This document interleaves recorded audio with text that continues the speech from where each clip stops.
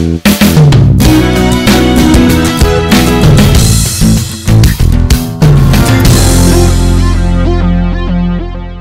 susunod na dula na inyong maririnig ay hatid sa inyo ng MBC DZRH.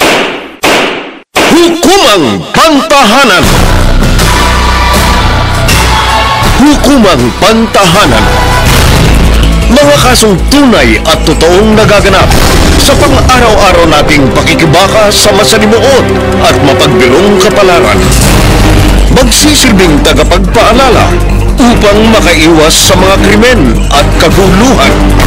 Tatayong bantayog na magpapatatag sa kalooban ng bawat nilalang.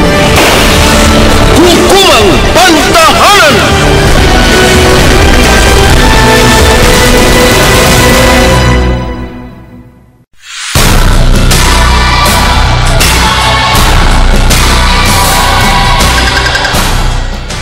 Magandang Sabado ng umaga sa inyong lahat. Ngayong araw, hahatiran namin kayo ng isang naibang dula na inaasahan naming makapagbibigay sa inyo ng impormasyon at kaukulang kaalaman pagdating sa mga nababasa ninyo sa pahayagan, naririnig sa radyo at napapanood sa telebisyon. Mga usaping dapat lamang magkaroon ng tamang gabay, katulad ng usaping paano makakaiwas sa malaking interes sa 5-6 dito sa Hukumang Pantahanan.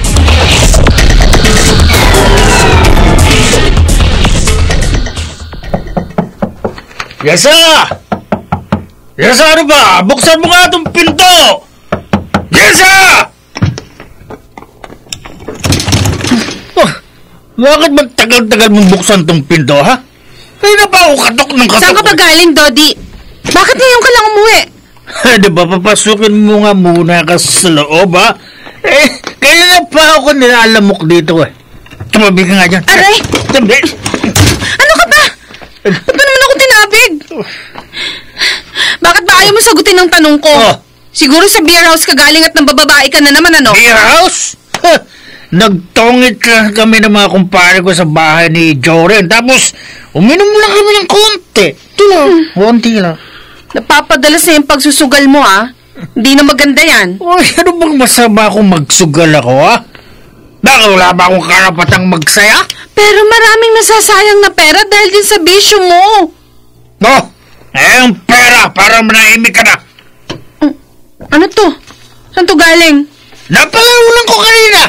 O, yan, may pera ka na uli. Kaya tigilan mo na yung kadadakdak mo sa akin, ha? Mukhang pera. Oh. Sana hindi ka na lamang umuwi. Ay, ay, nandito pala kayo. Ah. Ano po bang masamang hangin yung nagdala sa inyo dito? Isara mo yung bibig mo, Dodi, ha? Ha? Baka palayasin ka namin dito sa bahay nyo. Palayasin? Ako? Ha! Bakit sa inyo ba itong bahay? Di naman, di ba? Saka bakit ba kayo nakikialam sa buhay namin ni Jessa? May sariling pamilya na yung anak nyo, kaya wag na kayong makialam. Amatang wala kayong lalaki nito. Nay, tay, pakiusap. Tama na po. Dodi, sige na. Pumasok ka na sa kwarto. Magpahinga ka na. Buti pa nga. Ayoko kung makita mga pagmumukha na bang aso. Ano? Aso ba? Kayo ka lalaki, halika dito. Katampasahin ko yung mukha mo. Tay, pakiusap. Tama na. Pastangan sa mga nakatatanda yung asawa mo, Jessa. Ano bang klaseng pagpapalaking ginawa ng mga magulang niya sa kanya? Tay. Walang modo. Tay, pakiusap naman. Kalma lang. Ako na pong bahala kay Dodi. Anak, utang na loob, sana matauhan ka na. Susirain ng lalaking niya ng buhay mo, ayaw! Yesa, may pera ka ba dyan? Ito nga't namumroblema ako. Naubos na yung perang sinahod ko ng isang araw. Ano? Binayad ko kasi sa bill sa ilaw at tubig. Yung kinita mo naman sa pagkukonstruction mo, ubos na rin. Kasi sa bisyo mo palang, kulang pa yun. Talaga? Wala ka na bang pera talaga dyan? Wala nga. Kahit tingnan mo pa tong pitaka ko, oh. Alam mo namang hindi ako nagtatago ng pera sa'yo. Paano yan? Saan tayo kukuha ng pera para sa pagkain natin? Ay, mutang lang muna sa mga magulang mo. Sige na. Sinubukan ko na kanina pero wala din silang pera. Pero ba yan? Paano na tayo? Saan tayo kukuha ng panggastos niyan? Mapipilitan akong umutang kay Gemma. Kay Gemma? Oo. O, di ba mataas ang interes sa kanya? Baka lalo tayong mabound dyan. No choice na tayo, Dodi. Kesa naman mamatay tayo sa gutom. Pero, Papayag na ako kahit malaking interes na ipapataw niya. Ang importante, makaraos tayo sa loob ng ilang araw.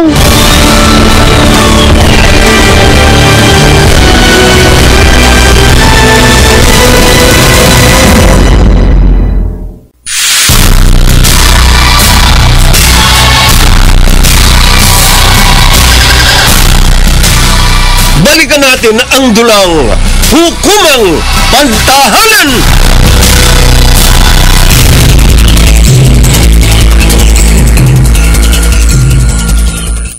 Oh, Jessa. Ito na yung 5,000 na gusto mong utangin sa akin. Tamang-tama, Aling Gemma. Magkano pala ang balik nito? 8,000. 8,000? Oo. Sa darating na linggo yon ha. Kapag hindi ka nakabayad sa linggo, madadagdagan niya ng 150 kada araw. Malaki pala. O ano, kukunin mo pa ba? Opo. No choice na ako. Kailangan namin ni Dodi ang pera eh. O basta nagkakaliwanagan na tayo ha. Opo. Sa linggo, ina-expect ko na ang bayad mo. Kung hindi ka makakabayad, sabihin mo agad sa akin ha. Ay, stricto ko sa interes. Ay, sige ho. Alam ko yun, Aling Gemma.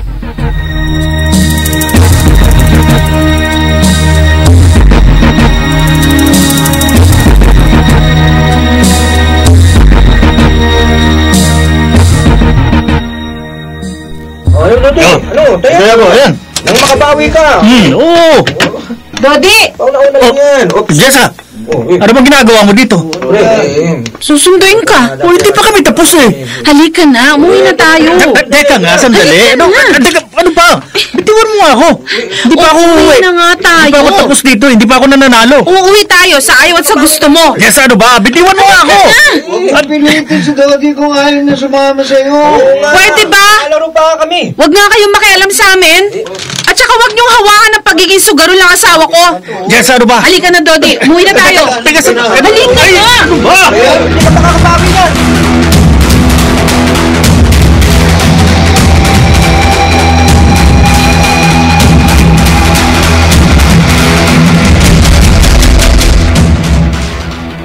Nakakainis ka, Jessa. Naiinis rin ako sa'yo. Alam mo namang inutang ko lang kay Aling Gemma yung pera. Nakuha mo pang isugal ang kalahati. Ano? Nanalo ka ba? Paano ako mananalo? Pinalis mo agad ako eh. Hindi mo na mapigilan yung pagsusugal mo, ha?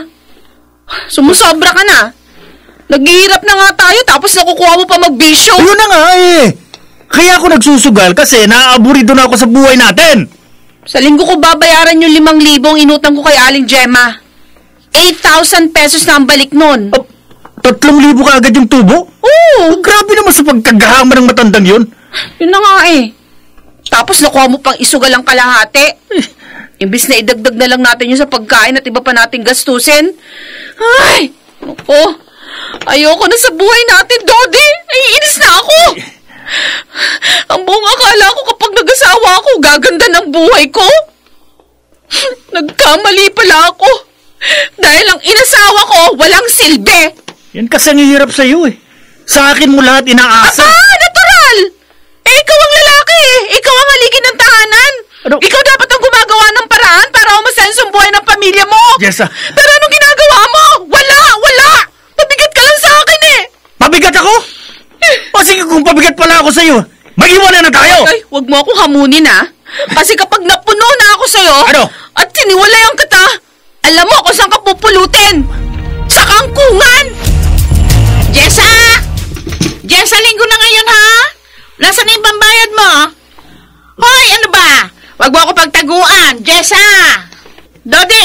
Oh, Ano? Nasaan ang asawa mo? umalis. Kasama ang biyanan ko.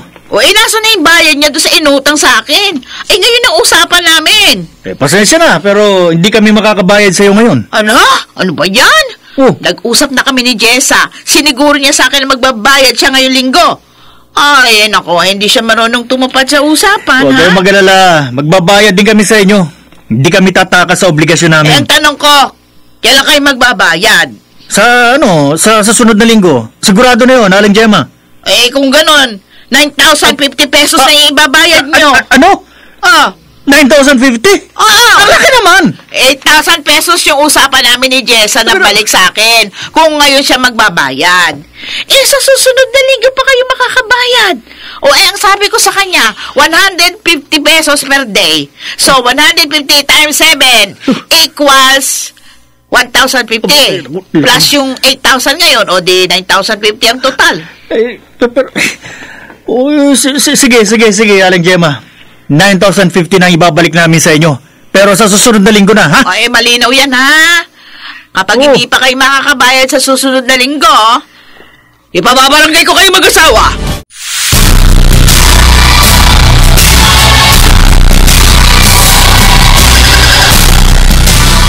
Balikan natin ang dulang Hukumang Pantahanan!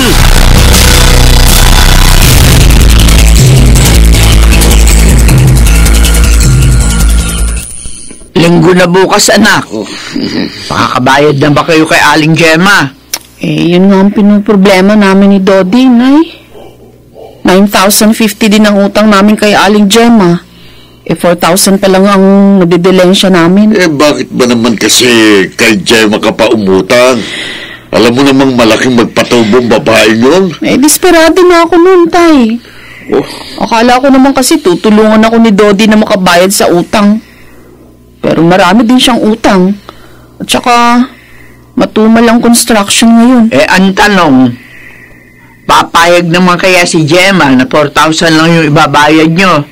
Pakikiusapan ko na lang po. eh kaso, tutubo ulit yung utang mo kay Gemma kapag hindi ka nag-fully paid sa kanya. Eh, ganun talaga. Eh, baka mabaon kayo ng mabaon sa utang niyan. Hindi ko na nga rin kasi alam kung saan ako magdedilensyon ng pera eh. Sakit na ng ulo ko sa totoo lang. Parang gusto ko nang sumuko Eh, kasi hiwalayan mo na si Dodi. Wala ka namang mapapala sa kanya. Wala sa'yo binigay sa'yo kundi sakit ng ulo. Tama ang tatay mo, Jessa. Ay, wala akong natatandaan na pinahalagahan ka ni Jody. Wala siyang ibang inatupag kundi sugal at bisyo. Hindi ka pa ba napapagod sa pagbaliwala niya sa mga responsibilidad sa pamilya niyo? Sa totoo lang po, napapagod na rin ako. Pero kung hihiwalayan ko si Dodi, paano naman ang mga anak namin? Kaya mo naman buhayin yung mga anak mo, ha? At saka tutulungan ka naman namin ng tatay mo. Yan niyo po, pag-iisipan ko yan, Nay, Tay. Kahit naman kasi ganun si Dodi, mahal ko pa rin naman yung asawa ko. Sa ngayon, ang iintindihin ko muna yung utang ko sa 5-6.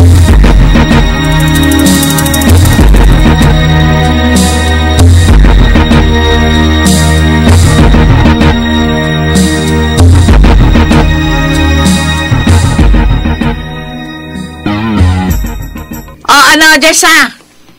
Makakabayad ka na ba? 9,050 yon. Naku, Aling Gemma, pasensya na, pero nasa 4,000 pesos lang ang nadilensya namin mag-asawa. Ano?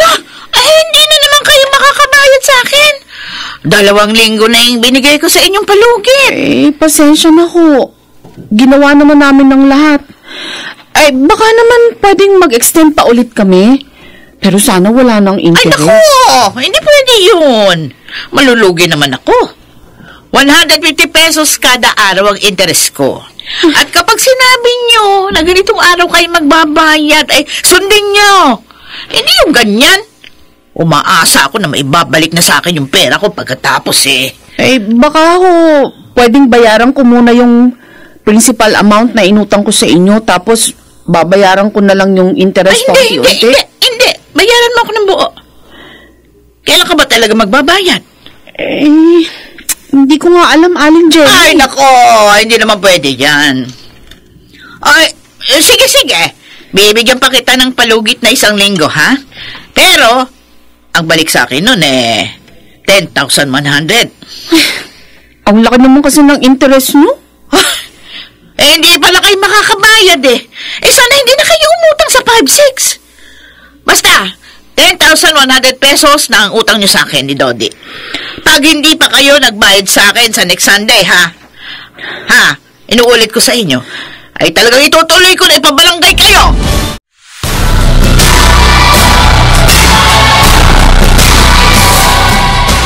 Mga kaibigan, narito si Attorney Rina Seco upang magbigay ng karagdagang kaalaman tungkol sa usaping paano makakaiwas sa malaking interes sa 5-6. May basehan po si Aling Gemma para ipabarangay si Jessa dahil sa hindi nito nababayarang utang.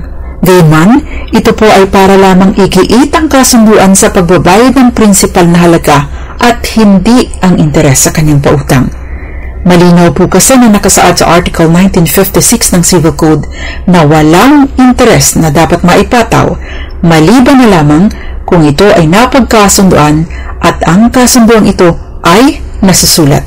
Sa madaling salita, kung wala pong written agreement para sa pagbabayad ng interes, hindi po ito maaring igiit ng nagpautang kahit pa magpasaklolo pa siya sa korte. Kaya naman, going back to our case, ang pagdulog po sa barangay ni Aling Gemma ay para lamang masingil o ma-recover ang halagang kanyang ipinautang. Hindi po niya maaring igiit ang interes dahil malinaw naman po sa kwento na hindi ito nasusulat. Usually ganito naman po talaga sa mga pautang sa 5-6 dahil wala namang permit, illegal ang negosyo, kaya hindi na nasusulat ang kasunduan para iwas ebidensya sakaling sila ay ihabla. Gayunman, makabubuti pong bayaran na ni Gemma ng buo ang prinsipal na halaga ng kanyang pagkakautang dahil ito ay obligasyon naman talaga niyang bayaran. Kung hindi niya ito gagawin, mag-i-issue po ng certificate to file action ng barangay para maisampa ni Aling Gemma ang kaso sa korte at masingil si Jessa. Samantala, pabor po kay Jessa sakaling ihabla siya ni Aling Gemma. Ang kaso pong isasampa dito ay civil case lamang sa Small Claims Court. Wala po itong kulong at ang kaso ay mabilis lamang dahil itinatagda na po ng Supreme Court ang mabilisang proseso para dito. Hindi na rin po kakailanganin ng abogado ng naghabla o ng inihabla. Kapag naisampa na po ang kaso sa korte, maaari pong ikatwiran ni Jessa na walang bisa ang kasunduan sa pagbabayad ng interes dahil hindi naman ito nasusulat. Take note lamang po, ang wala pong bisa ay ang pagbabayad ng interest, pero nananatili po ang obligasyon na bayaran ng prinsipal. Dagdag pong kaalaman, alam po ba ninyo na maaaring hilingin sa korte na ibaba ang interest rate sakaling may written agreement na nagsasaad ng mataas na interest rate? Nangyari na po ito sa kasong spouses Salvador and Alma Abella at spouses Romeo and Annie Abella. Sa kasong ito, nagkautang ng halagang 500,000 piso sina Romeo at Annie sa mag-asawang Salvador at Alma.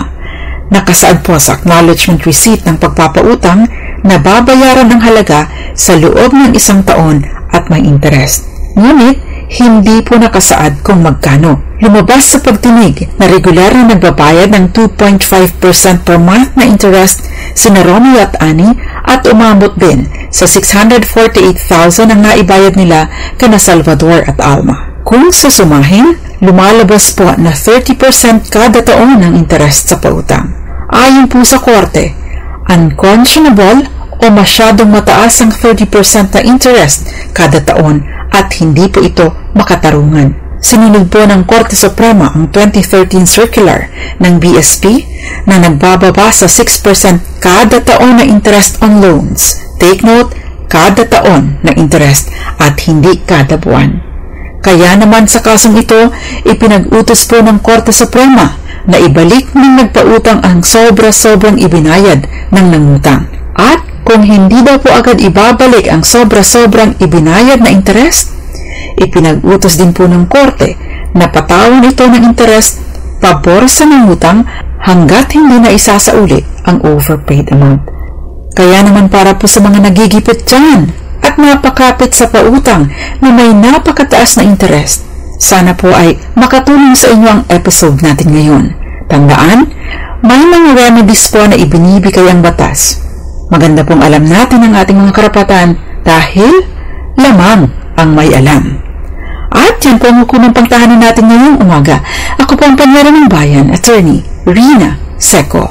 At muli ninyo akong maririnig at mapapanood din para sa iba't ibang usaping legal sa programang Dos Compañeras, Mondays, Tuesdays, Thursdays, and Fridays, 6:30 hanggang 7:30 ng gabi, dito lang po sa DZRH, DZRH News Television, at iba't ibang social media platforms ng DZRH. Happy weekend po sa inyong lahat.